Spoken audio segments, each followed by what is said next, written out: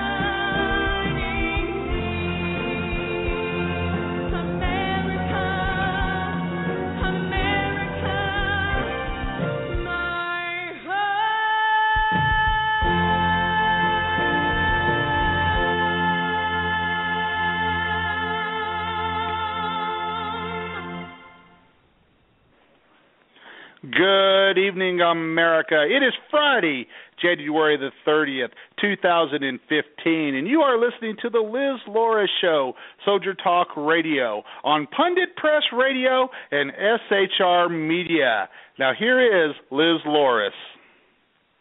Good evening. Thank you, Dan, for that warm welcome and invitation. We have just the most exciting show planned for everyone that's listening tonight. We want to thank everybody that is listening on Pundit Press and everyone that is listening out there on SHR Media. I know everybody has just had so much anticipation building up to this show. We want to do a couple shout-outs before we launch into this amazing program tonight. So first and foremost, we always want to send a shout-out for our intro song that is our patriotic medley, and that is sung by our sister, our fellow Army sister who was deployed heaven-bound, and that is Sergeant Kimberly Agar. And we just want to thank her always, and her mother, Margie, who was a guest earlier in the month, for sharing that patriotic medley with us. So we always just want to honor her memory and her voice that she shares with us even beyond heaven's gates. Tonight, everyone, we have a guest with us that, honestly, I'm so nervous, and I'm actually just so excited. I don't think I've ever been this excited to talk to someone. So we are going to be talking about the Battle of Benghazi and what really happened. We are going to be talking with one of the most extraordinary warriors, my fellow freedom-fighting brother, a champion for truth, none other than Kris Paronto, and he is affectionately known as Tanto in the security contracting circles. He is a former Army Ranger, and he was with the 2nd Battalion, 75th Ranger Regiment. He is also one of the authors or co-authors for 13 hours in Benghazi, the real story. And I can't think of a better time to have him on the air with us on the Liz Luras Show, Soldier Talk Radio, to just extend a warm welcome to him and to bring the truth to the rest of America and our patriots listening. Do we have Kris on the line, Dan?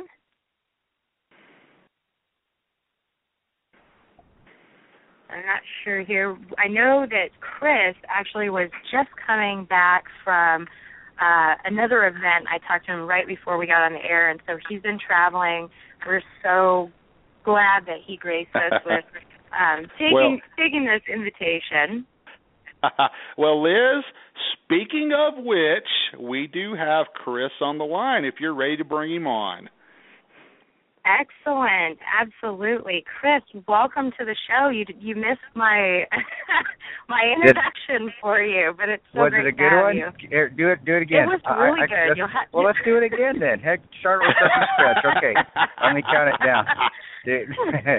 An extraordinary warrior. No, it is honestly such a tremendous honor to have you on the show. And I know when you had sent me the message, I'm calling Dan, my co-host and producer, Dan the Butcher here, and I was like, I can't believe this. I just about fell out of my chair. What an honor. I mean, to have a true American hero, and just to be able to help share your story and what you guys have gone through and what you continue to go through. I appreciate it. Now, remember, you got to tell your listeners what you really thought when you saw I had actually direct messaged you. You thought I was some crazy guy saying, "Who the heck is this?" That's actually true. that was. I mean, but that keeps me humble. See, that's perfect. It keeps me perfectly humble. I loved it. I felt so embarrassed. I was like, I can't believe this. I can't believe I didn't realize. I was looking at my phone. Oh, that was so fantastic. No, I mean, it was great because I don't expect. I live in Nebraska. I don't expect anybody to know me. I was honored that you actually even accepted my invitation. So thank you. Oh my goodness, it's totally an honor to have you on.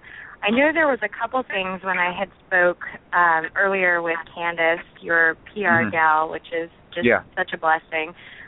There were a couple things that she had asked that we share on the show, and it's great to have you on here because then you can kind of probably speak to this as well.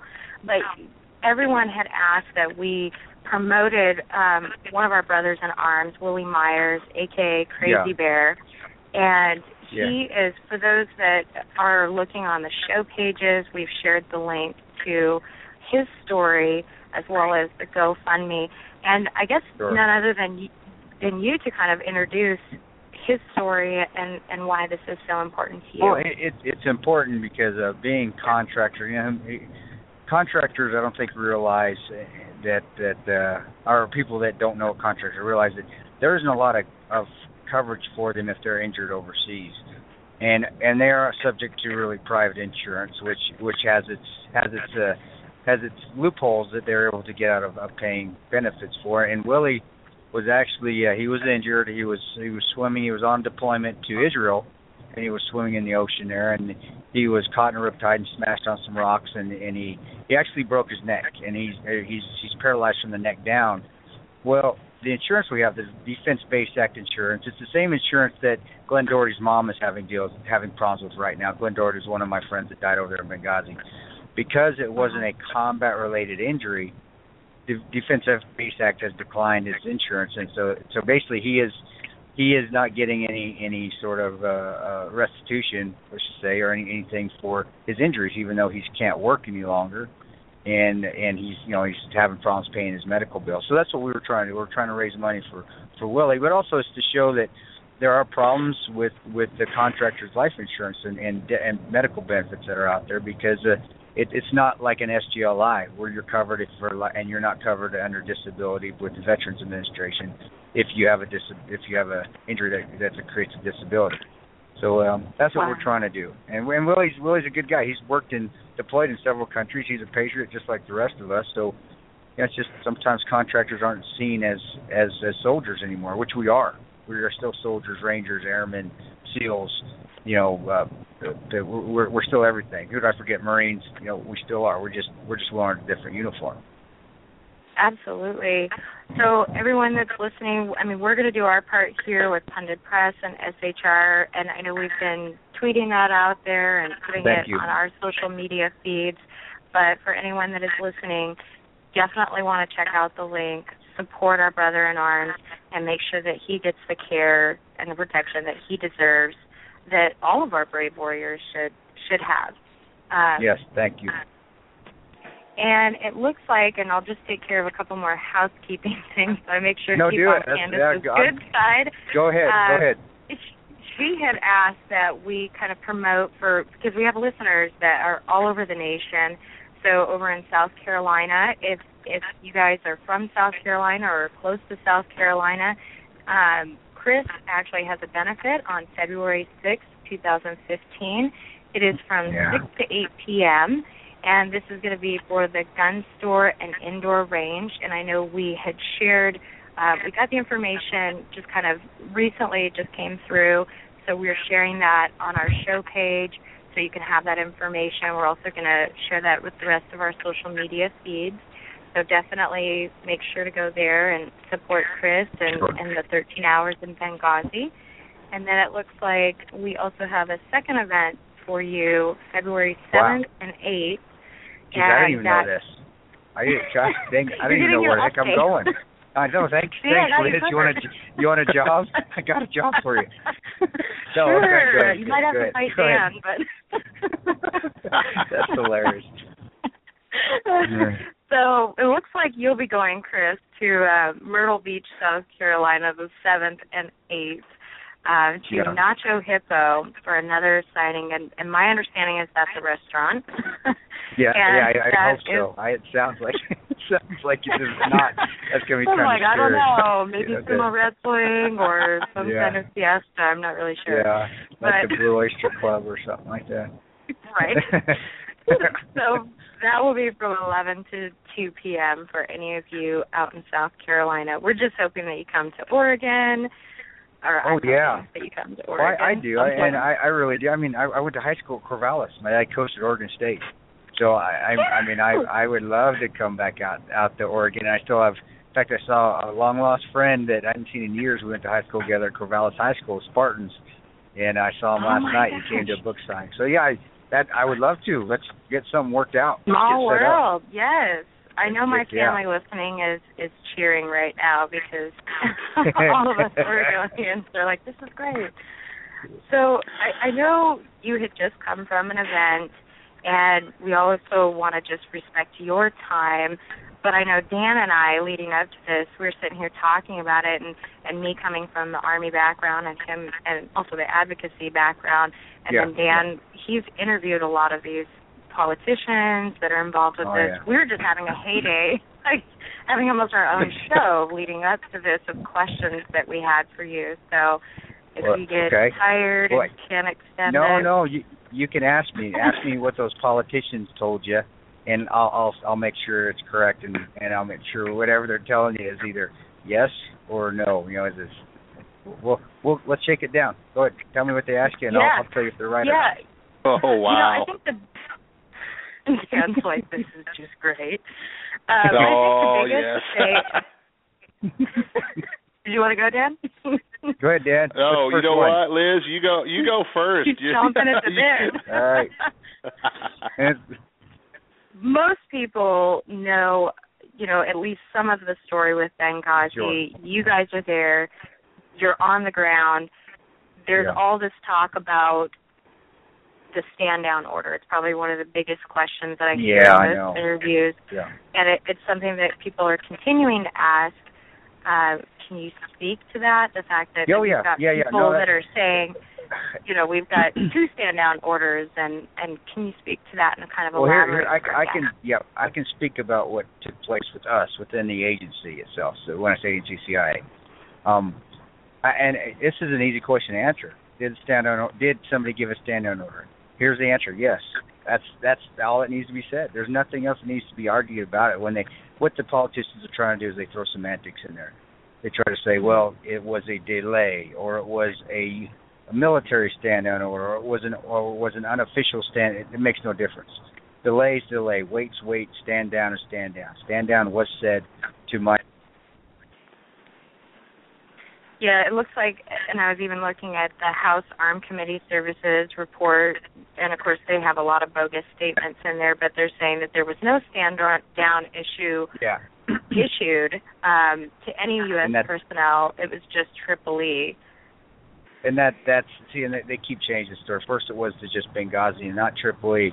Then it was, now they're saying it's Tripoli. Now they're saying that, then they also said that it was and even in Mike Rogers' House Intel Subcommittee's report, he even went through enough to say, well, there was a delay, but there was a legitimate reason for the delay. So they've changed their story so many times. But the deal is, and here's the truth, stand down did happen. The wait and delay happened 5 minutes in, and then also at the 25-minute juncture, we just decided to leave with disobeying orders. But stand down was used. And that was used by our chief of base, and who he was on the phone with was the chief of station there in Tripoli. So within our own element, within the CIA element, stand down was issued. I cannot tell you about State Department. I can't tell you about Department of Defense. There is scuttlebutt that there was a Marine fast company waiting at the Sigonella Air Base that was actually getting ready to come assist us, and they were turned back.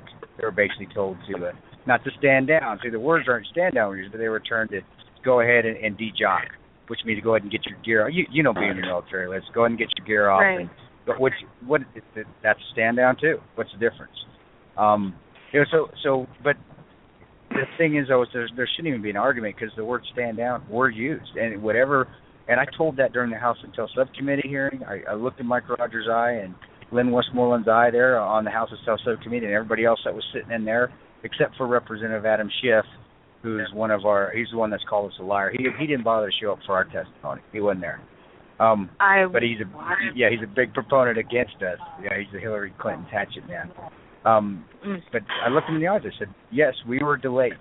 We were told to wait, and that cost the ambassadors and Sean Smith's lives. I said it in the House Intel Subcommittee. Wow. I don't know who else I need to tell it to. I'm blue in the face. I even get tired of telling it. But I know I have to keep doing it because the politicians and the powers that be, the media that doesn't like us, CBS, NBC, and ABC, I'll tell them. I'll tell their names out. They dislike us. They will not just see the smoking gun and admit, yes, there was a stand down and that delay cost the lives of Ambassador Stevens and Sean Smith. So I'm sorry. I'm kind of drooling now. I'm a little passionate about it. I guess I'm fired up. No, Chris, this is. I mean.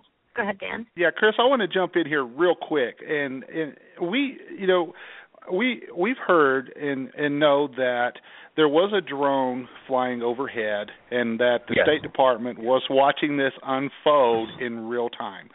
We could even possibly say they watched Ambassador Stevens be drug out of the consulate and killed and abused and whatever. And obviously we know that there was a stand down order given, and there's a lot of speculation as to how high up that stand down order went. One of my big issues is the fact that the Commander-in-Chief of the United States of America, Barack Obama, did not give a certain order. The Commander-in-Chief did not give an order saying, go get our guys, go save our ambassador, go help these other guys such as you that are going in to try to rescue the ambassador and everybody else. You had to wait 13 hours, that you were fighting and carrying on this battle when you went in and tried to save Ambassador Stevens' life. So can you address the fact that, the Commander-in-Chief did not give an order to do anything about this when we knew it was happening in real time, and then went to bed and got on a flight on Air Force One, and the next day went to a campaign event in Las Vegas, Nevada? I know, I can address it and say that he's completely wrong, and that's a failure of leadership. Definitely. I mean, you are the Commander-in-Chief. I don't care if you're in the military or not, Commander-in-Chief, but you are now in charge of the military. And as a military leader, you do not leave people behind. And you certainly do everything you can to go rescue or assist or support personnel that are in trouble overseas, especially Ambassador Stevens. And I've protected ambassadors before. There are different levels of ambassadors. I was actually in charge of the detail protecting Ambassador Khalilzad in Baghdad in 2005. And I had 50 Blackwater operators. I had 2 Little Birds. I had a company of infantry, and I had a 1 APC for that ambassador. And Ambassador Stevens rated that level of Ambassador Khalilzad. We're talking Major General level. So that is just that just shows how poor of a leader he is, in my opinion. It shows that, and also that maybe there's something else that we don't know about that was going on, that possibly that, I don't say Ambassador Stevens, they wanted him to die. I can't say that. I'm saying maybe there's something else going on that Trey Gowdy's going to get to the bottom of, hopefully. That's why support did not come to us. Be that as it may, come down right to it. Facts are facts. Nobody showed up. Nobody tried to assist us. And just, if you haven't read the book, people haven't, we did not get assistance there in Benghazi, period. We had to commandeer our own aircraft to get out of Benghazi. So no newest U.S. plane showed up until we got to Tripoli, and after I'd taken a shower, taken a nap in Tripoli for 2 hours, and then it came to pick up all the State Department personnel and our injured. Mark Geist was severely injured and Dave Ubben was severely injured. And that's when I finally saw U.S. aircraft. So that's why it's a little disheartening, being a patriot that I think I am, for 18 years, and then standing on the tarmac there and going, holy cow, I don't think anybody's going to assist us. So, as good operators that we are and good people that we are, we figure out a way to get out of there. But it's really disheartening. And then you come to see on TV 2 days later when I'm in Germany seeing Susan Rice spew something about a video and a protest, which that was not. That's complete lie, fabrication. That was disgusting. So, as you can tell, even after all these years, after 30 years, close to, I'm still pretty pissed off about what took place after the fact.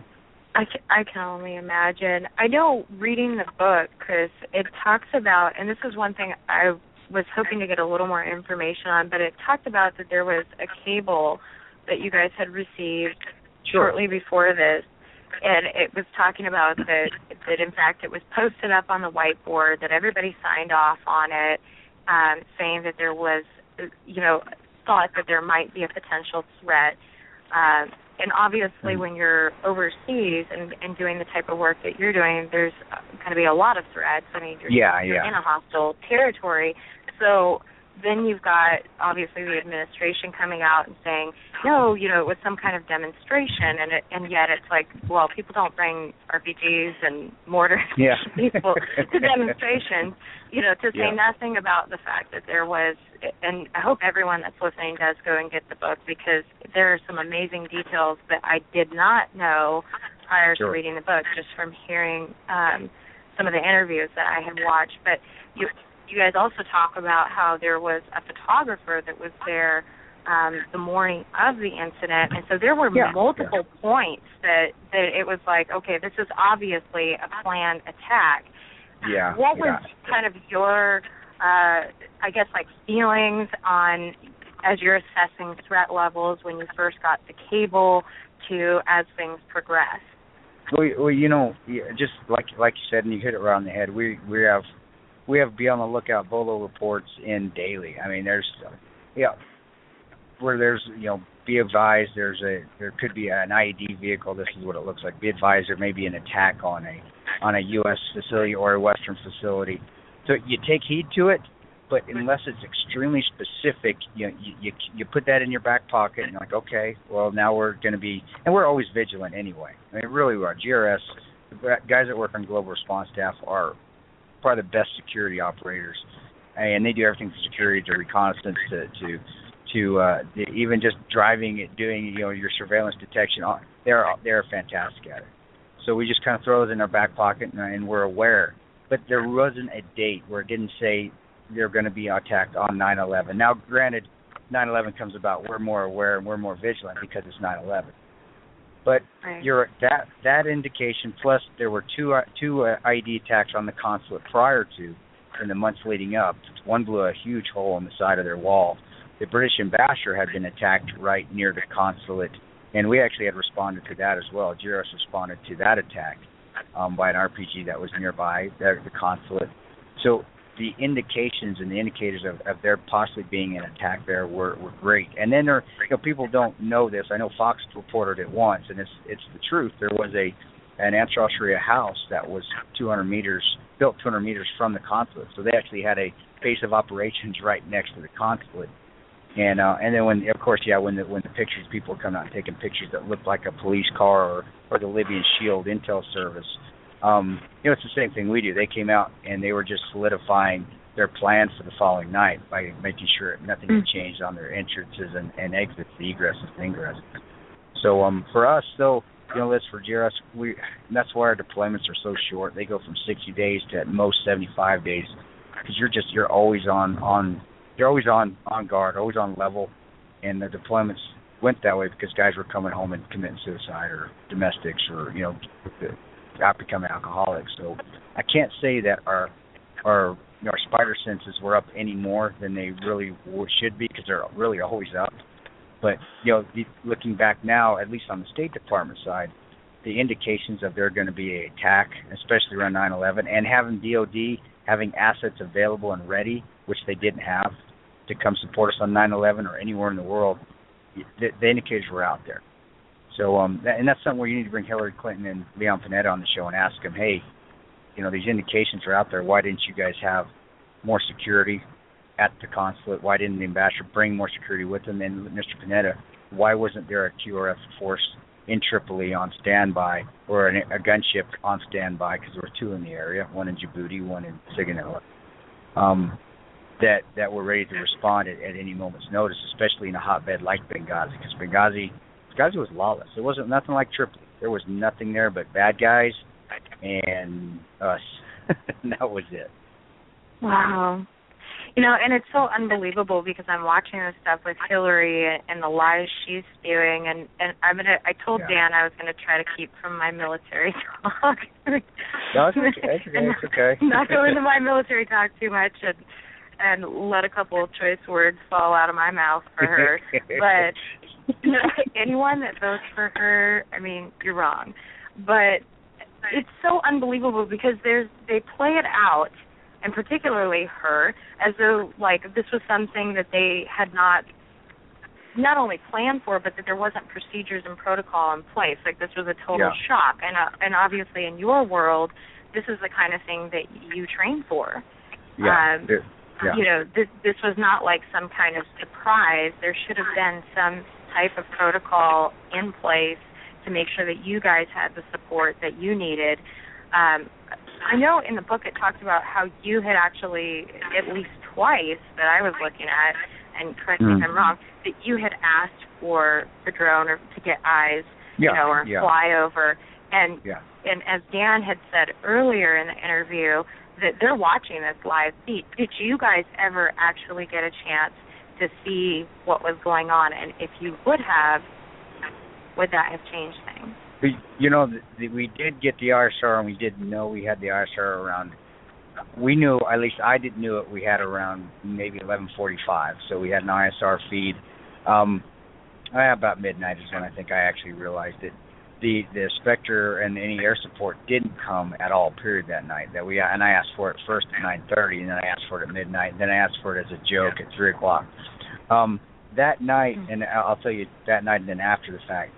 That ISR that they had, was the delay on that was close to a minute, 2 minutes away. So they would give me a feed, tell me about a warning that something was happening, and I'd already be seeing it in real time.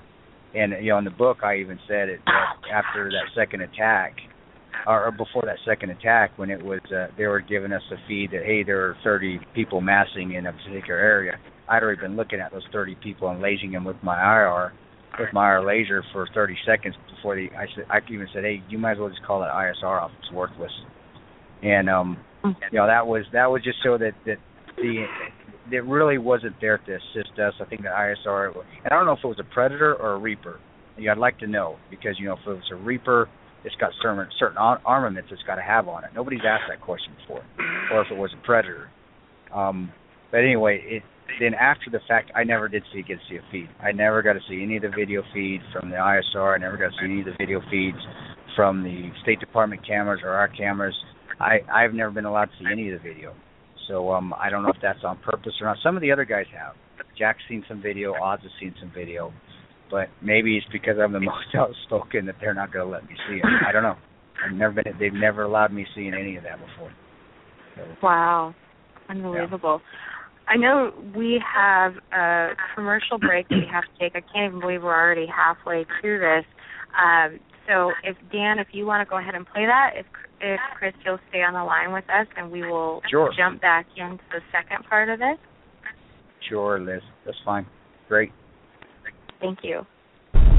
If we look to the answer as to why for so many years we achieved so much, prospered as no other people on earth, it was because here in this land we unleashed the energy and individual genius of man to a greater extent than has ever been done before. Freedom and the dignity of the individual have been more available and assured here than in any other place on earth.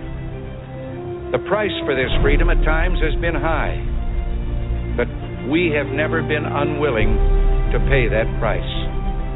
Those who say that we're in a time when there are no heroes, they just don't know where to look. The sloping hills of Arlington National Cemetery, with its row upon row of simple white markers bearing crosses or stars of David, they add up to only a tiny fraction of the price that has been paid for our freedom.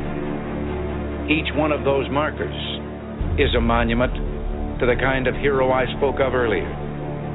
Their lives ended in places called Belleau Wood, the Argonne, Omaha Beach, Salerno, and halfway around the world on Guadalcanal, Tarawa, Pork Chop Hill, the Chosin Reservoir, and in 100 rice paddies and jungles of a place called Vietnam.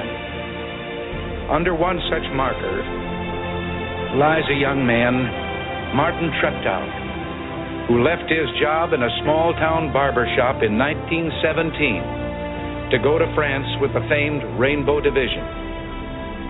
There on the Western Front, he was killed trying to carry a message between battalions under heavy artillery fire. We're told that on his body was found a diary. On the flyleaf, under the heading, My Pledge, he had written these words: America must win this war. Therefore I will work, I will save, I will sacrifice, I will endure.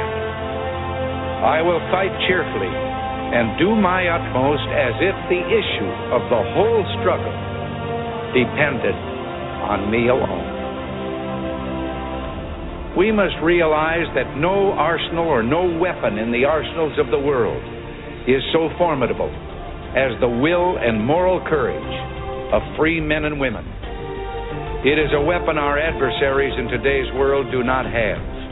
It is a weapon that we as Americans do have. Let that be understood by those who practice terrorism and prey upon their neighbors. As for the enemies of freedom, those who are potential adversaries, they will be reminded that peace is the highest aspiration of the American people. We will negotiate for it, sacrifice for it. We will not surrender for it now or ever. We are Americans.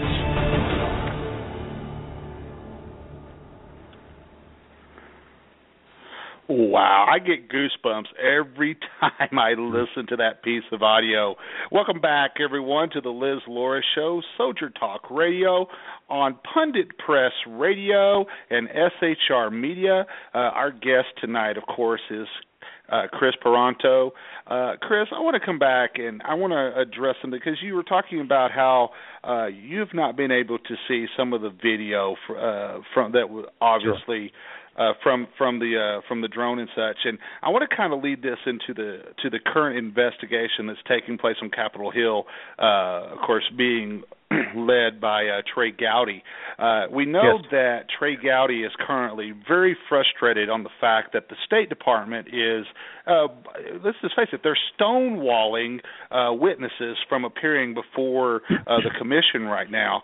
And so I wonder if you could address that a little bit. Have you been asked to appear before Trey Gowdy's commission on Capitol Hill? And have you heard of any type of, what can you tell us about the stonewalling that is continuing to take place with this investigation right now? Boy, to me, what they said, they just sent them 15,000 new documents. It's almost 3 years later, and these things are just, if this isn't an obvious cover-up or protection of the State Department or the administration or what even Republicans that may have been involved with this, I don't know what is. What else do you have to do? I mean, you got a smoking gun and it's staring right at your face, and people are still not believing that this is a cover-up. Obviously it is. Obviously, with the Department of State and the administration, and now the Democrats saying that they don't have access to the same witnesses, or Trey Gowdy's he's interviewing witnesses without their knowledge. They have the same access to the interviews as well. They have the same access to all the paperwork. Trey Gowdy's just looking into it. They're not. So now they're trying to turn this into a bipartisan argument, so they can, when they find out that, guess what, you guys were lying the whole time, they can find a way to back out of it and make the Republicans look bad again, or Trey Gowdy look bad. And Trey Gowdy's doing what I think he needs to be doing. He's saying, he's looking for the documents. He can't very well interview Hillary Clinton without all those documents because he doesn't have all the information of what to ask. So my opinion, again, and I think my opinion is pretty strong on this, is the State Department and the administration, the State Department per the administration is stonewalling this, again, because they're caught. They did something wrong, and they just cannot get up and say, you know what, we screwed up. And that's the best case scenario. Or the worst case scenario, Ambassador Stevens is left there to die, and there's other things going on. And there actually is a serious breach in our leadership, possibly even criminal. So either way, it doesn't look good.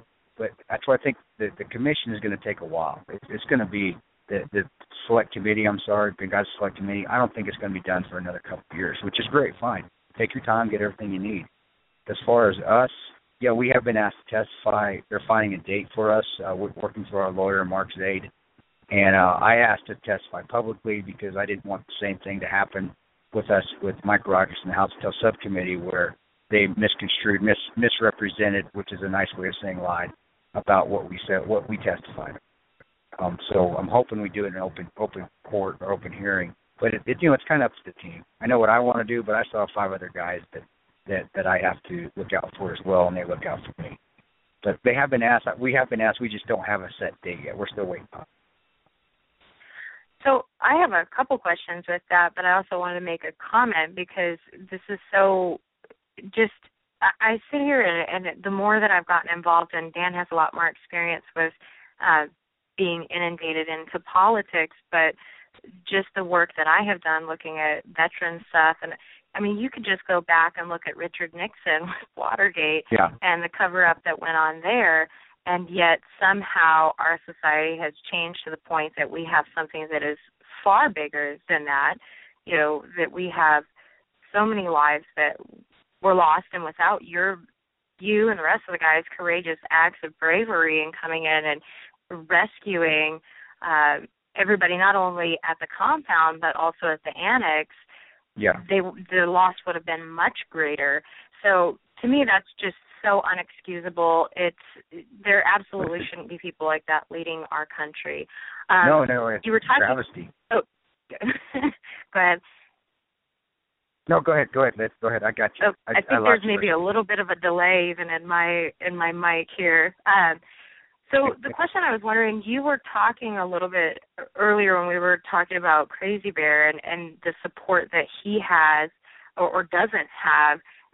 Because he falls under, not technically a military category at that time. So I'm curious, as you're talking about going to your attorneys and stuff, is that something that you guys have to front the bill yourself? Who's covering, making sure that you guys are protected, that you have attorneys? Well, we do, as far as this goes, we do have an attorney, Mark Zaid, and we did everything correct. That's why we did the book, and we didn't go to the media. We didn't go on TV and say, this is what happened.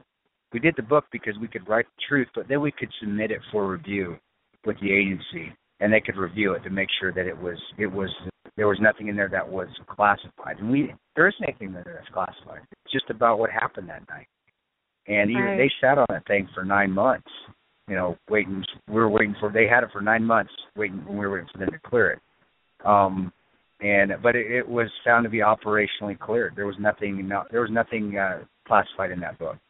As far as I want to point to such on. I'm off the question a bit, but since we're talking about DBA and insurance, people also need to realize that when we were over there, because going and assisting the State Department folks was out of our scope of duties, it was out of our job description. If any of us would have been injured at the consulate or killed at the consulate, our insurance wouldn't have kicked in. We wouldn't have got any life insurance or medical insurance because that's how our DBA insurance or Defense Base Act insurance works. So, that being said, I want to get back off on our protection. We are protected. We're protect as best we can. I think the government will still come after us for civil forfeiture, or they'll come after us with the IRS at some point. I do. I mean, we're too much of a thorn in their side right now, and we're a thorn in Hillary Clinton's side. We are telling the truth, and we're showing incompetence at many levels in the government, which we shouldn't have. We can only protect ourselves so much, but having the support, being on your show, being on radio, being on TV, the support of people is where we get our protection from. It's not from a lawyer. We get it from everybody else that wants to know the truth and that's standing with us. That's where it comes from. It's not going to come from any lawyer. Well, I am so proud of you guys for being so courageous and I can only relate it to my world, but I've been doing, since I got out of the Army, advocacy work for over a decade, and I have been down to Capitol Hill, and we defend so many veterans that have been wrongfully terminated from the military for being whistleblowers, and that's both combat and non-combat. So I actually didn't realize what you just said, if you would have been injured or if anyone would have lost their life at the consulate, I didn't realize that you guys weren't covered. That's something that absolutely needs to change. That's yes, it does. You're exactly right. It's silly how it works for contractors, but that's what Glenn Doherty's mom is going through right now because he wasn't married, so any of his benefits for being killed go nowhere. Even though he had put his mother as his beneficiary, she's not his wife. So and they're fighting that right now. They have a $2 million lawsuit against the CIA, which rightfully they should. Just people need to be aware. There's a lot of things that go on that contractors do. And all the contractors are ex-military guys, especially for CIA or NSA contracts, and they're still giving up sacrificing their lives. And it's just sad that it takes events like this to bring them to light, to show the deficiencies of what they're going through. Well, if there's anything that we can do to help support you in that, and I want to respect your time, so I'm not sure how much more time that you have this evening. I know there was I've got time, Liz. You tell me. I got plenty of time. One of the things that I wanted to talk to you about, kind of switching gears a little bit, because we do have a lot of people that are military or prior military that are listening, and you and I kind of talked a little bit about your wanting to help people that have PTSD. In the line of work that you do, how do you cope with going from particularly the situation that happened in Benghazi back to civilian life? And my understanding was that you continued to work then for a year or so or 2 years before making the decision to come out with the book. How does that impact your life, your family's life? I found a happy medium, and I deal. And people don't know. I do. I have PTSD. Actually, I see every once in a while I'll see a counselor at the VA, and I had it before Benghazi. I had it after a few trips in Iraq. There was a couple incidents in Iraq, and then just being gone. I deployed off and on. I mean, I basically deployed for dang near for almost 9 years.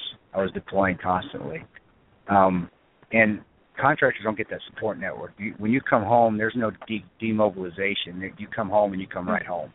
So you have to figure out a way to get whatever happened to you overseas out of your head before, right when you step off the plane. But so how I dealt with it, and this is how I tell guys to deal with it, is you just got to realize that it's not going to be the same anymore. You're not the same. Don't try to go back to what you were before. That's where you're going to get PTSD. You're trying to live your life as you were when you left. It's not the same. It's just you're better now. You've accomplished things that people are afraid to do or unwilling to do or just didn't have the opportunity to do. But you've done things now that you're got to be proud of, and you're actually at the next tier in your life. And I try to talk to young guys about that, because it's the ones that came back, and I was the same way. You come back and you want to try to get back to where you were before, but you got to realize that it's never going to be that way again. But you also got to realize that you actually are a better person for it, and that's the only way you can get. That's the only way I got through it. And having my kids, that helps. Seeing my kids, even though I missed a lot of their lives, I missed both of them's first years.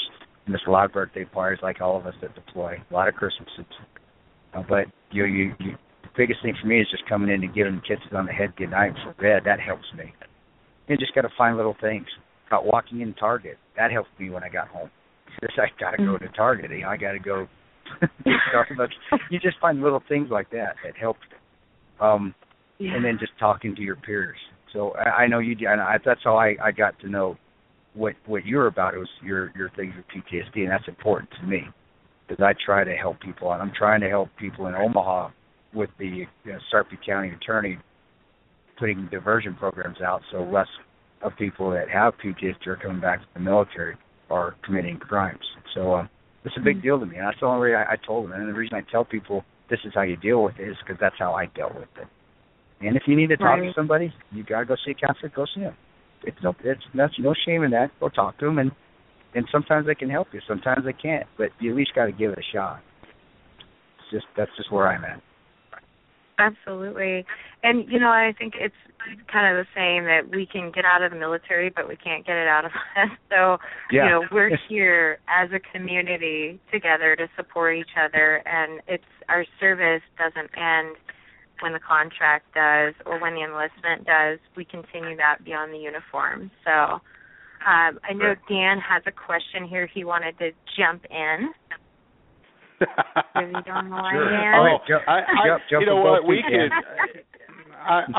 First of all, I'm just going to let all of our listeners know. Obviously, we're going to run over the top of the hour with this conversation, and at the top of the hour, SHR Media will be breaking away for the Evan Miller Report with Jason Miller. Of course, Jason is in one of the chat rooms that we have tonight on Pundit Press, and so of course at the top of the hour we're going to have a real nice little promo to play for Jason's show tonight to lead into his program on SHR Media. He's got a very exciting program lined up over there tonight, and a very important interview that he's going to do. So we'll play that promo here at the top of the hour as SHR Media breaks away to go to the Evan Miller Report.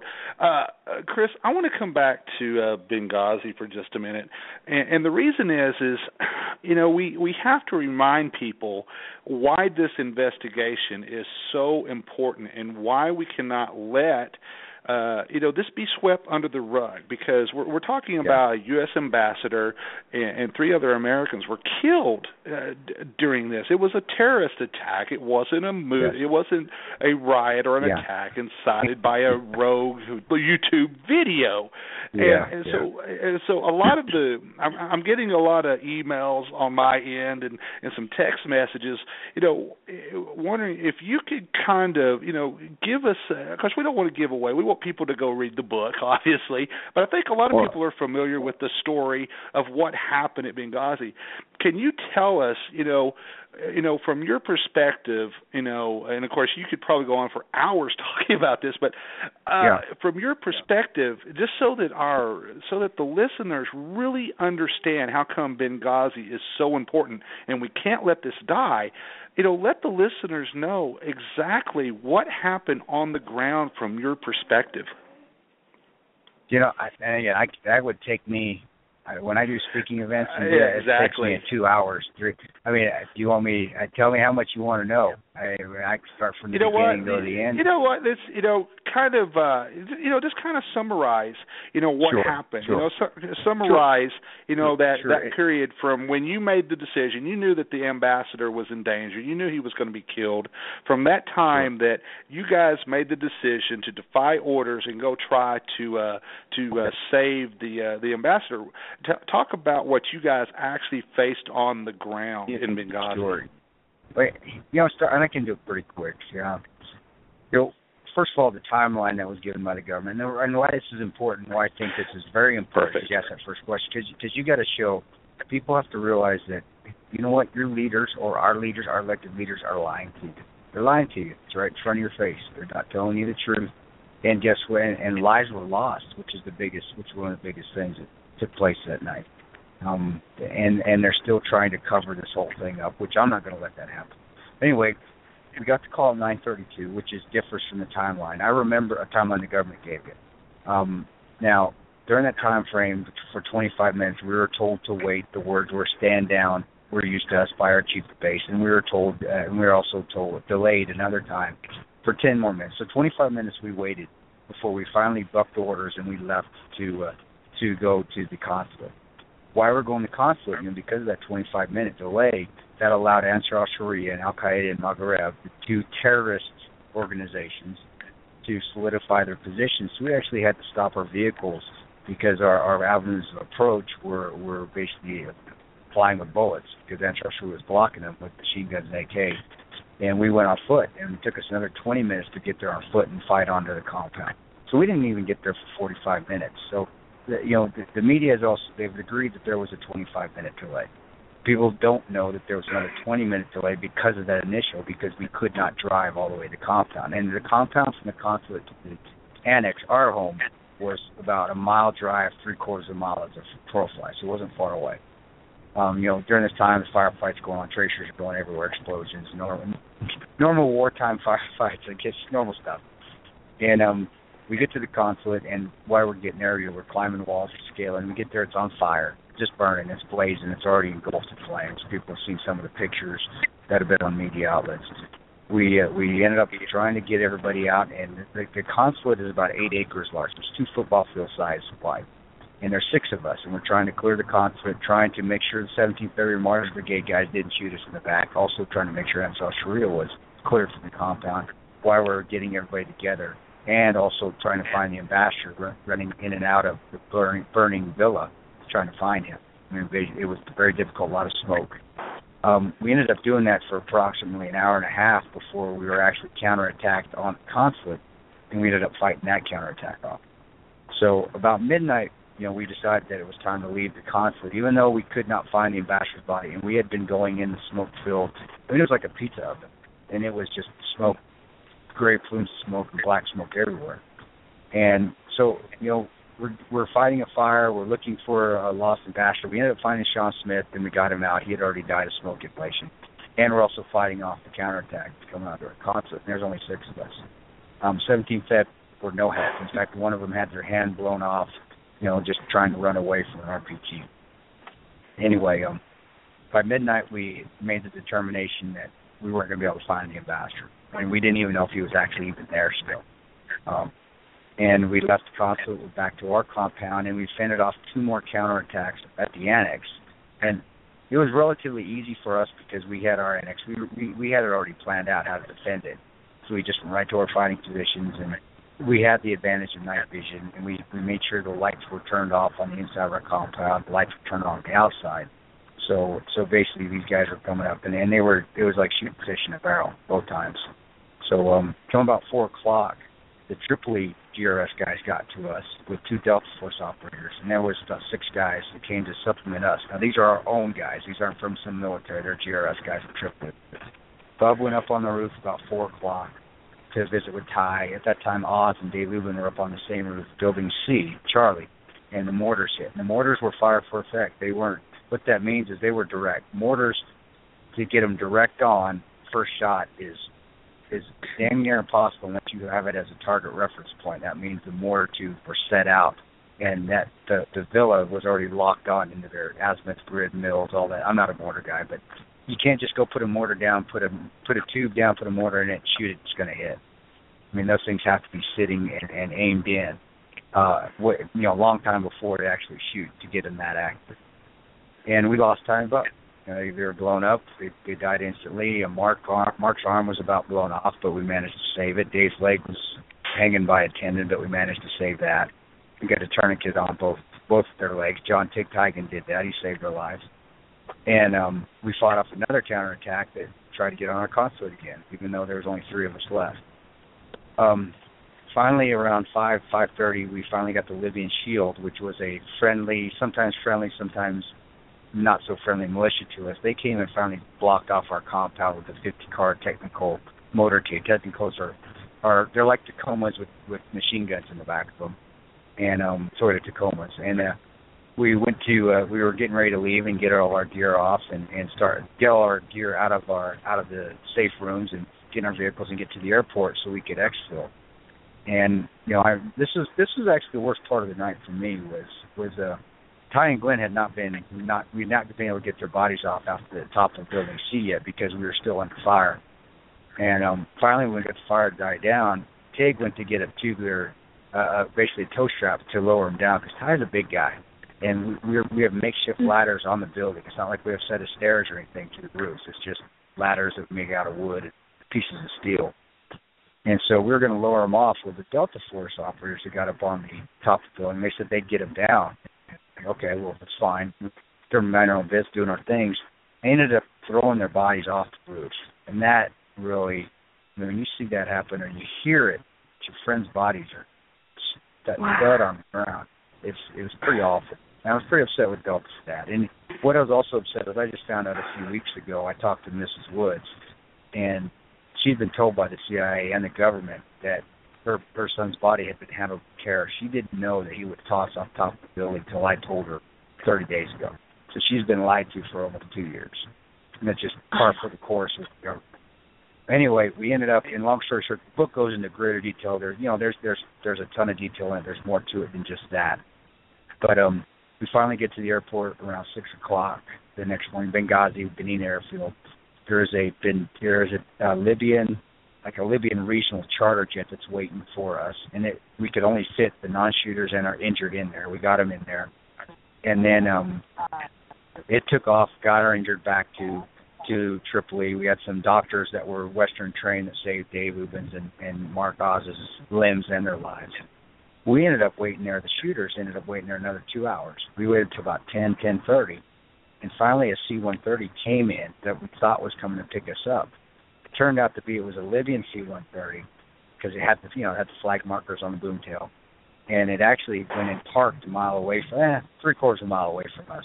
Parked to shut its engines down. Now, anybody in the military knows when you're doing a hot load, the C-130 pilots or any cargo plane's pilots will not shut their engines down. You don't shut its engines down because you will run out of fuel. And it did just that, and it parked in the spot. And we ended up having to get one of our interpreters, great guy. He's still working for the agency, so I don't want to give you his name, but a fantastic guy. And he went and talked to the Libyan colonel to turn the engine back on and get us out of there. So, no U.S. aircraft. As I said, no U.S. aircraft came for us until we got to Tripoli. And I was asked by T.J. O'Hara, he was a very good reporter out west, and he said to me, and this is the first time he asked, he goes, do you feel like the government left you guys to die? And I hadn't thought about it until he asked me that. And I couldn't say no. I was like, you know what, TJ? I gotta hope not, but I cannot with 100% certainty say, yes, they did not leave us to die. And Tig feels the same way as I do. So, that's it in a nutshell. I mean, like I said, the book, very great, a lot more detail in it, a lot of action that went on that night. And then, my humor that's put in there, because I'm a complete, if I can say it on the radio, I'm a total smartass. So I was giving a lot of humor that whole night, trying to keep everybody light, trying to keep the mood light. I asked for a stripper that night, too. I said, hey, anybody need anything up on the roof? So they were asking if we needed any food and water, and I said, hey, I could use a blonde-haired, blue-eyed stripper. Is that offensive? If I offend people, I'm sorry. That's just how I am. And everybody got a crack. Everybody started laughing. And it was the way on the radio, and there's Connell being a smartass. It's just a way to keep the mood light. And you got to in those situations, especially when you really don't know what the odds are against you. So you don't want to think about it. You just want to say, do my job, stay lighthearted, keep the morale up, and kill every bad guy that's trying to kill me. And we had a really good team and an older team. All of us were in our 40s. I think that just the maturity level helped as well. So that's it in a nutshell. I tried to condense it as best I could. That's the Cliff Note version. Hope that works for you. I know Dan and I have been waiting to hear that live. To hear that story. From you. Yeah. Right. Well, if I ever can get an hour and a half show, then I'll tell you the whole thing. Or if people come, we can do any speaking events or anything, especially in Oregon, as I'd love to. It's cathartic for me to talk about it. It really helps me. Really does. Yeah, wow. No, we would love to have you out here. I work with a lot of different veteran organizations, and we'll make it happen. I'm going to work with Candace on your guys' website as well. So definitely. We'll get it up and going. Well, like I told you, you got me now. I'm not going anywhere. Too bad. Even if you want to get rid of me, you're on my radar now. You too, Dan. You're not getting rid of me now. Well, real quick, we need to take a break real quick because our friends at SHR Media have to break away for the Evan Miller Report. We will continue with this with the Liz Luras show on Pundit Press Radio. So real quick, we have a teacher to play. Oh my gosh, we have a teaser to play for the Evan Miller Report, followed by a little commercial, and then we'll be back after the top of the hour. I'm Jason Miller. Coming up tonight after Liz Luras Soldier Talk Radio here on SHR Media Networks on the Evan Miller Report. Hezbollah's leader warns Israel it won't tolerate any more attacks. Today marks the 50th anniversary since Winston Churchill's funeral. And Amy Day from Meet Me at the Well will join us to talk about how dangerous sex trafficking is here in the U.S. That's the Evan Miller Report at 8 Eastern, 5 Pacific, right after Liz Luras Soldier Talk Radio, here on the SHR Media Networks and Pundit Press Radio. We hope you tune in.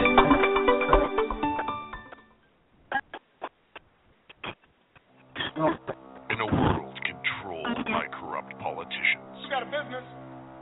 You didn't build that.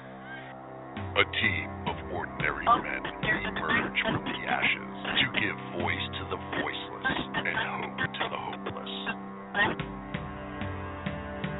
Sackhead Sean. Dude, I'm not saying half of the stupid program. Sackhead Clint. All good friends of ours usually show up drunk. Also starring Sacco as the producer. I'm a little bit drunk, 'cause I'm drinking. They are the Sackheads Radio Show. Every Wednesday at 8 p.m. Pacific on shrmedia.com. Well, we'd like to welcome everybody back to the Liz Luras Show, Soldier Talk Radio, on Pundit Press Radio and SHR Media. Once again, our friends at SHR Media have broken away for the Evan Miller Report. We are going to run a little bit long tonight with the Liz Luras Show because we have just an amazing conversation taking place right now with Kris Paronto, who, of course, was actually on the ground at Benghazi, and it's just absolutely amazing what we're hearing tonight firsthand. So once again, you're listening to the Liz Luras Show, and we're going to bring Liz right back with us. Liz, it's all yours. Thanks, Dan. I appreciate that. And of course, Kris, thank you again for being here on the show. We will make sure to everyone that is tuning in for the second half of the show, we have a GoFundMe account for one of Kris's, well, actually both of our brothers in arms. Sure. So that is for Willie Myers, and he is AKA Crazy Bear, and he was injured in overseas protecting and serving, and we want to make sure that we are putting that out there and that we're just encouraging everyone, if God has put that on your heart, to step up and help a brother out. You know, Kris had told us earlier in the show that they are not getting the kind of support and medical backing that some of our military veterans are getting, or which not all of them are, because we're still continuing to fight that as well with the VA, but they don't even get that. And so for all of my other military advocates that are listening, I know there's a bunch of them. I know Dan was saying that our network is getting pretty filled up today with everybody tuning in. So please do Kris, myself, and everyone else a favor. Tweet that out. Share it in your news feeds. Let's just come together and support him and his recovery and making sure that he gets the health care that our warriors deserve. With that, we also want to make sure that everybody, we are talking with Kris Tanto Paronto from the 13 Hours Inside. Did I say that wrong, Kris? No, you got it. Actually, I just usually say 13 hours now. I think the 13 inside hours? account Just really happened in shortcut it. Benghazi. Yeah, just say 13 hours because I mess it up all the time too. It's like, Kris, it's your book. What's the whole I know name? it's a long title. I'm a Ranger. I can't remember that much. Yeah, it's hard, especially trying to master this Twitter thing. I'm going, I can't put the whole name in here. I wanted to propose something to our people that are listening. So I know after I got out of the military, I did a lot of marketing stuff, and so we always want to make it fun to support our warriors and to support our veterans. So I am proposing to all of my social media networks, basically it's a way to support the book, to support you guys. Go out there and get the book, get 13 Hours, Benghazi, tweet a selfie picture of yourself to my account, and it's at Liz Luras, so that we can, and make sure that you're putting your hashtags in there, because it's amazing how many people, how many politicians actually look at what's going on in social media, and that influences the world around us. And so I think, that's something that we need to do. So from now until February 14th, so it's 2 weeks out from our next show, go ahead and tweet that out. Tweet out your selfies, hashtag 13 Hours, hashtag Benghazi, a picture of you with the book, and we will draw 2 winners that will get not only an additional book, but also a couple patriotic things, and we'll send those out. We'll announce them on our February the 20th show. So just make sure that you are supporting our warriors and that you're helping Kris and the rest of the guys that are trying to support their families and get the truth out there and honor the memory of those that we've lost. Appreciate it. If you work with Candace, I don't know if people want them, but I'll sign those too. I don't have a problem with that. Just got to figure out a way to get them to me, and whatever. Even books better. You give, I'd love to. I think my signature values the book, but I'll sign it if people want me to. So absolutely, that would be great. Work with so Candace. Yeah. Sign books.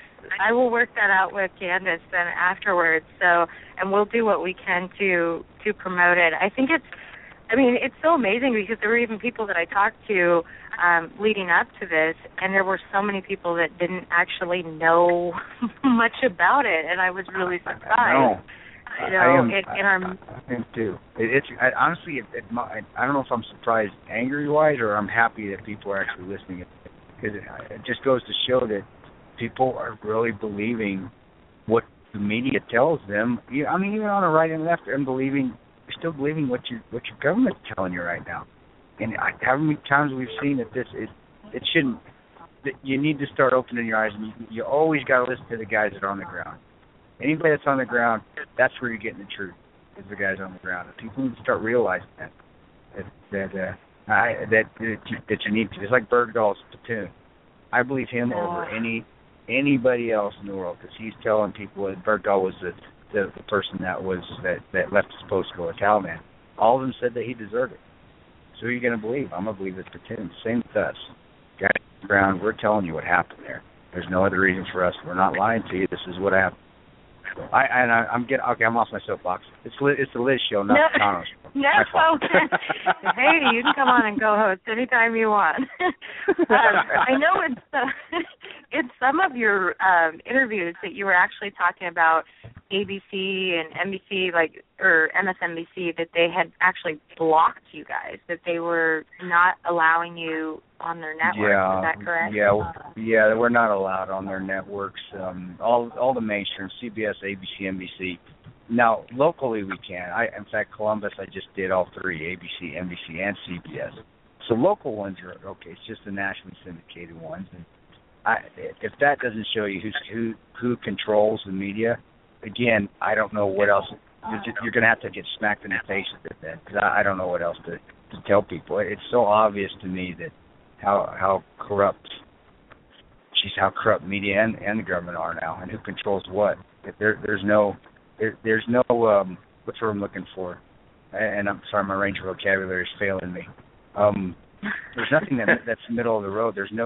Somebody is scratching somebody else's back, and right now the control leans with, and I'll say the control leans with the liberals right now, and when anything that may block or may hurt an agenda that's out there, they're going to block it, and that's what they're doing right now. But I say, I'll keep getting out the grassroots and keep talking to people and get on the road. I don't have a problem with that. It doesn't bother me. So we'll keep telling them. But they will. Maybe when the movie comes out, they'll have to start talking about it, or at least they'll have Mitchell on. Probably won't have me on, but I'm hoping that's the case, because then I think more people will get to know the true story, and I think it will continue to outrage those that did know what happened. Yeah, and I think Dan had a question here. He's messaging me to jump in here, but I do want to, when Dan said here, to talk about the myth or the truth about whether there is a movie, and I don't know if you can tell us who's playing you, but I'm kind of curious. Yeah. No, there is a movie. It was purchased by Paramount. Michael Bay has signed on to direct it. They only have one character so far, and that'll be for Jack, most likely, and I forget his full name. I know him because if you see his face, he's on The Office. His name's Jim Krasinski, because I think that's his full name. I forget which character he plays. His name's character on The Office. He's a younger guy, bigger guy, but he's a splitting image of Jack. So all you gotta do is, if people want to see, search 13 Hours Benghazi movie actor, and it'll put him up there. And I guarantee people may not know him offhand, but when they see his face, you're going to go, oh, yeah, that guy. I know that guy is. Wow. And he looks just like Jack. So it's perfect. But the rest of us, for me, I keep saying Eric Estrada or Wilmer Valderrama, the guy from Fez, the guy from 70s Show, Fez, those two. But I'm kidding. I have no idea. No! I have no idea. I haven't got a word yet. So, think of somebody, Paul Rubens, maybe. Well, I don't know. Yeah. Well, I hear Bradley Cooper, is available. So, and after the success of American Sniper, you never know. I don't think he's really good enough, good looking enough. He doesn't know. He can't play the top. Say it, Kris. You kidding me? Roger, tell Bradley that. You can tell him that. You better get back in the gym a little bit more. No, I'm kidding. No, I can't wait to find out, but I don't know. I'm hoping the rest of the cast the rest of the characters are cast, the next month or so. But I don't know. Our agents keep me out of the loop on that, because they know as soon as I find out, I'm going to tell somebody.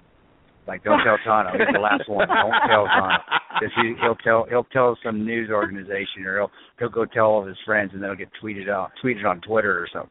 So they won't tell me. I'll have to read about it like everybody else. No. But I'm excited for it. I think it will bring you to a bigger audience. And I really like Mike. We had dinner with Michael Bay, and he supports veterans. He uses veterans in all his movies, or guys that are on active duty for movies. And I like him a lot. I think he'll do a good job. Granted, people are saying, well, Transformers, Armageddon. Well, you know what? His movies are still good. I think they are. And still, The Rock is still one of the best movies out there. And that is and they use real SEALs to do that movie. So I'm happy with him. And we all the guys are happy with utilizing him for the movie. I think he'll do just fine. Wow. Excellent. And I have that Belois in the chat room that says that true, we've got to have a good looker for Kris. So you got the word out there. I don't know. That's not. Thank you. That's nice to say. I'll I'll talk to some. I'll try to talk to my people who talk to their people, and all them people will talk, and we'll figure it out. I don't know. And I asked Erwin if I could play myself, and he goes, Erwin Stoff's the producer. Erwin did Unbroken recently, and he's done Blindside. He's been the executive producer of some of the Matrix movies. And I asked him, I said, Erwin, can I play myself? And he's like, Kris, I don't think that's the plan. So I was shot down. I was brokenhearted. Well, I tried.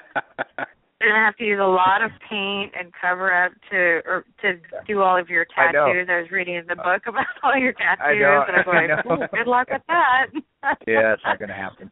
Yeah. Dan, you wanted to jump in here. I'm monopolizing things. Oh, it's your show. Your name is on the show. You monopolize all you want to. Exactly. I'm the sidekick. I thought we already decided. Dan and I like kids before Christmas, like, oh my gosh, we have Dr. Kris. This is so exciting. And we're messaging each other and like, that's hilarious. I gotta share. Go ahead, Dan. You got the stage. Kris, I want to come back to the media aspect for a minute, because I operate one of the largest conservative websites on the web today with Pundit Press, and we have covered Benghazi from a personal standpoint. This is one of the stories I have covered more than any in my 28 years now in the media business. Yeah. And this is a story that I'm not going to let die.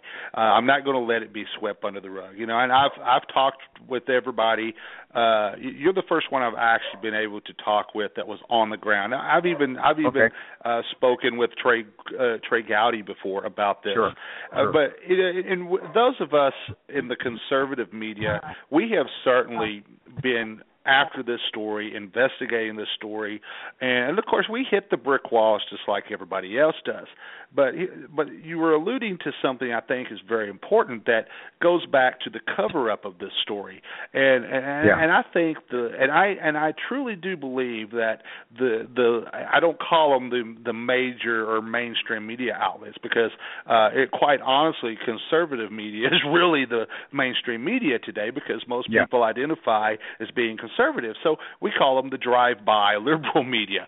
But from that aspect, I personally think that there is part of the cover-up with this as the Obama administration, Hillary Clinton, etc., because anytime you see any important information come out about Benghazi, especially with the ongoing investigation right now, which is just absolutely being buried by the drive-by media, you tend to see talking points, what I call press release or soundbite journalism, where almost verbatim they're quoting whether it's going to be Josh Earnest, President Obama, the State Department secretary, who I think is an absolute joke. But the point what you're seeing the talking points with this, and I think it's very important to point that out, that you guys are getting literally pushed to the side by the drive-by media because of the way the Obama administration, the State Department, or whatever is putting their information out there with sound bites and press releases, and that is what the drive-by media is using. Yeah, and you're totally right, and that is something that I will continue to bring up and continue to state, because it's the honest truth. And even when the CBS, I saw an old video of when they first reported it, and they did report it when the attack happened. I think it was on the 7th. If people want to go back and look at the CBS on 17 September 2012, it was completely inaccurate. I was laughing at it. It was completely inaccurate. They were just making stuff up as they go. Right. And now that they do know the truth, and now they know that actually, a few of us are well spoken and can talk on TV, I think it scares them to death. Because of course they're going to keep pulling us away and not letting us go on. But it just goes back to, and I said it before, and you just reiterated that the administration and the government itself controls the media. I mean, there is no coincidence that the Rhodes brothers, one works for the president, the other one works for CBS. One is the head of CBS. How is that a coincidence? I mean, it's not. Ben Rhodes and whatever his brother's name is, I don't remember his brother's name over there at CBS. But it just. Let me tell you, just like, and I'm making a comparison here. Just like the Islamists and the terrorists that know how to utilize media for their gain, the liberals know how to utilize it too, but brother, we let that happen. People, the libertarians, the conservatives, we let that happen. We didn't see it. It's to take it what it's worth, but now people like myself, like yourself, are starting to point that out, starting to show it, and starting to state it, and that's all we can keep doing. Is we just got to keep stating that this is wrong, that the media is really the lapdog for the government and administration right now. And Benghazi is a perfect example of how they will utilize that to downplay or to even just silence the truth when it makes them look bad based off, at the best case, incompetence. At the worst case, actual crime of murder, because two ambassadors shot Ty Woods and Glenn Doherty died when we could have got support there, and also because of the stand down. So we just got to keep saying it. I guess you just keep saying it and pointing it out and using facts, and hopefully in 20 years it'll reverse itself. But that's all you can do. So I'm glad you pointed that out, because I thought I may have been the only one thinking that, but obviously I'm not. Yeah. Yeah, and Kris, I know you're talking about like having the truth silenced. I'm curious if you can speak to a little bit more about, like, were you guys given gag orders? Were you given non-disclosure reports or made to sign non-disclosure reports? And where does it stand now? We're never given. The agency is very passive aggressive. They were never given us gag orders, but we did sign multiple non-disclosures. We signed one, during a ceremony, I think I said that earlier, during the memorial ceremony, they rushed us in a room and made us sign new ones during the Ty and Glenn's memorial ceremony, which was completely uncalled for. But also, the threat of civil forfeiture has been out there for which would be basically coming after us for the money proceeds of the book. Again, working a year after, approximately going to Yemen, and approximately being with the agency another 6 months to a year after, it was paramount that I sign those in non-disclosures so I wouldn't deploy anymore, even though I did need to. When one's put in front of your face, when one's put in front of your face, it's okay, guys. Read this. Remember what it says. It says no talking to the media, no disclosing of classified information. But again, that's why we did the book, and not just went to the media right off the bat, because we knew if we did the book, we could submit it, and it could still be looked at. Then that non-disclosure would be null and void based off the book. And if we went right to the media, we'd be violating it. At this point in time, we're just not looked at. I mean, of course, we can never deploy again. We were told that, myself and Oz were told that point blank by one of our supervisors, if you guys write this book, you'll never deploy again. Okay, well, I can understand that too, because our true names are out there now. But also, as far as them coming after us, not out in the open, again, because we have support of the people right now, I think as this story dies down, and if the truth is not put out there, I think they will come after us civilly or through IRS audits. As far as putting us in jail, we haven't done anything wrong. We haven't given any classified information out, so they can't. But they can sure come after us financially, which is, it's still pretty tough to deal with. Granted, I live in Nebraska, so I really don't have that much money anyway, so they're not going to get much out of me. But they can still do it. So we have to be careful, though, and we still are protected, but our biggest protection is folks like yourself, media, and then just can get the word out to other folks out there. That is our biggest protection. Well, we will definitely do our part. I know Marla says in our chat room here has a bunch of different questions that she's asking, and I'm not sure how much of this that you can speak to. Sure. Some of them you kind of answered a little bit earlier, but she was asking, her major question was, why all the cover-ups? Why is this happening? why was there no support, and what is really going on with our government? All right. Lots of different questions there, but any of that you could speak to for her. I can try to answer. And again, this is what I see based off the facts and what I went through. The initial video and the initial protest narrative was it was election time. Al Qaeda's on the run. I mean, that comes out that an ambassador of Ambassador Stevens' level dies due to terrorist attack. He's probably going to lose the election, right? Then also just because of the stand-down orders that were taking place. Again, it's just lies that continue to lead on to other lies. So then the stand-down order, when we came out and said, no, that's not the case. Well, then again, you're looking at the government incompetent, or were they really telling us to stand down because they wanted Ambassador Stevens to get kidnapped or killed?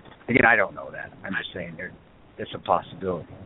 And then also the actions that, and I can't really talk about what we were doing over there, but there were things that were going on that portions of Congress did, and then the other portions did, and the other ones did not. So when this and we came out and started telling the truth, it just led to other things out there as far as possibly arming rebels and picking up SA-7s, surface-to-air missiles, and those sort of things. But all I can tell you is that ISIS didn't grow out of nowhere. ISIS came from somewhere. It came from you'll see a lot of ties of ISIS into the Syrian rebels. So it just lie begets lie begets lie, and it just to tell you the truth, you just keep digging yourself deeper. I think if they would have initially just came out and said this was a terrorist attack, and Ambassador Stevens died of it, and then they came to us behind closed doors and said, guys, we apologize, we really screwed up. We apologize, we were incompetent, whether they were or not, or maybe they're still covering something up. If they would have done that from the beginning, I'd still be working, and none of this would be here. All they had to do was tell two truths: terrorist attack, and we screwed up, guys. We should have sent you support. We apologize. This would all be we wouldn't even be here right now, but because they decided to lie at the beginning. More stuff, that onion, that layers of the onion are still being peeled back. So there's even more stuff that I didn't even know is coming out. So, but maybe that's what the Lord's intended to do. That's what we got to do. So, other than that, though, as far as I know, people want to know where the arms going to Turkey, and this, I didn't see any. But all I can tell you is Syria, the ISIS didn't grow out of anywhere. ISIS didn't grow out of nothing. They came. They have a tie-in with the Syrians. So, but that's all I can say about that. Just because that is classified stuff, and I can't really get into that. Well, I sure appreciate you giving that insight. I know there are other books out there and accusations. We can only hope that Trey Gowdy will get to the bottom of this and the rest of his committee, and that you guys continue to sound off on what actually happened on the ground, and the rest of us continue to support you in that message. I know we're getting a message here that we are coming up on, we're actually, say Oregon time here. It's 5:30 here. Okay. So I want to make sure that we're respecting the time. We can either continue into this next half hour. I know we're holding all of our listeners over, but I think we've got so many people that are engaged here and sending in questions. But I want to go to you, because I know I had initially asked you just for an hour of time, and I want to make sure that we're definitely respecting your time as well. Sure. I may, since I'm driving and I'm going to be getting dropped off here in a second, I might have to hang up on you. You may have to call me back if that's okay with you. What do you want me to do? You tell me, Liz. I just don't want to, because I'll be probably getting dropped off, shaking hands, giving hugs to the people that have been taking me around Atlanta. So would you tell me what you want me to do? You want me to hang up, or just put the phone down and you can hear me say my goodbyes and pick it back up, or you want to call me back here? I still got 10 minutes till we actually get there. I think probably the best thing, I would love to invite you back on the show. I'd love to invite you out here to Oregon. Yes, I know you were traveling and had other events as well, so I always want to respect that. Oh, this is so cute. We've got a couple people that are saying in the chat room just right now, as we're getting ready to get off here, run for president. Okay, I agree. Vote. Write me in. Just write me in. And do that. Like Brewster's Millions. Brewster's Millions. What is it? Vote for no one. Write me in. Yeah, write me in. I think that'd be great. Yeah. There you go. I could do a good job. I know I could do. I could do a better job of what's going on right now. Is that arrogant? Oh, arrogant absolutely. Sorry, that's arrogant. No, that's truth. It's true. Nothing arrogant about it. It's truth. Thanks. Liz, I know I'm going to be getting out here in just a second, getting dropped off. So I've been talking in a car while they've been driving me from Columbus to Atlanta. So I would love to be back on, though. Yeah, I'll come back on and we can do this again. Definitely. Absolutely. Thank you so much, Kris, for your time and just for your honesty and your bravery and all that you have done for our nation. I think you would do amazing, and I hope that you do run. And you absolutely, I know you have Dan's support and my support, and whatever we can do. We are here. We are here and making sure to support you. And I know all of our listeners are out there as well, and they're going to go get the book, and they're going to send their tweets in with their selfies and their 13-hour books. Great. Thank That's you awesome. again. I love it. Thank you. And thanks for you do. I mean, you do good things too with the PTSD.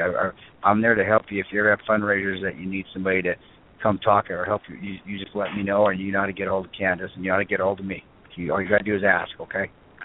Absolutely. Well, I will be working with Candace, and we'll get something together then, for sure. Thanks, Liz. Dan, thank you. It was a pleasure. It was an honor to be on the show, Liz and Dan. I really appreciate it. Kris, we enjoyed it. Thank you very much for all this wonderful information and sharing your story with us. Absolutely amazing, and I'm just blown away. I really, really am. Thanks, sir. Thanks again. God bless you, folks, and we'll hopefully on in February. I'm hoping I'm with you guys again. Just tell me when. Absolutely. Well, I will definitely do that. Maybe we'll do it when we call out our winners for the Benghazi selfie campaign. So we'll do that. Thank you so much. God bless. We will look forward to having you on again. And I know we want to thank all of our listeners here tonight that have joined us and that have stayed over on the program, everyone that is on Pundit Press and that was listening to us earlier on SHR Media. Make sure that you get out there, get the book, 13 Hours Benghazi. Make sure that you are also supporting Kris and the rest of the warriors by continuing to keep this chatting alive. Dan, if you have any other closing thoughts, I know we had a tribute that we were going to close out the show with tonight. Oh, you bet. You know, just to remind everybody that if you want to listen to the rebroadcast of the show, you can catch it at on our radio show page at thepunditpress.com. Just go there. You can also follow the show links that we have up on Facebook and on Twitter and stuff like that. The podcast of this show will be available as soon as we are done airing. It's just that quick. So it'll be so make sure that you do share the broadcast with everybody. This was a very important show, and I know we're really looking forward to having Kris back again. Well, just one more thing before I turn it back over to Liz so she can close out the show with her dedication, and that is just to remind everybody about our good friends over at SHR Media. Make sure, after you're done listening tonight, to go over and check out Jason Miller and Corey Evan over at the Evan Miller Report. They've got a really amazing interview that just actually started right now at the bottom of the hour, so I highly suggest you go over and check out our friends at SHR Media and the Evan Miller Report. Liz, it's all back to you. Absolutely. Well, thank you, Dan, once again, always for being my co-host, my sidekick here, and helping us walk through this journey. Thank you to everyone that's listening. We always want to make sure that we are honoring all of our veterans that have given the ultimate sacrifice. And so tonight we are going to be playing our taps in honor of those that were lost in the Battle of Benghazi. So those that are brave warriors that are now deployed heaven-bound, Tyrone Woods, Glenn Doherty, Ambassador Kris Stevens, and Sean Smith. God bless you all, and tune in next week where we'll be having a great show for you, diving into some of the issues with those that are illegally deployed or discharged from the military. So make sure that you're tuning in next week, Friday, 4 p.m. Pacific Time, 6 Central, and 7 Eastern Standard Time. So God bless, and have a great night.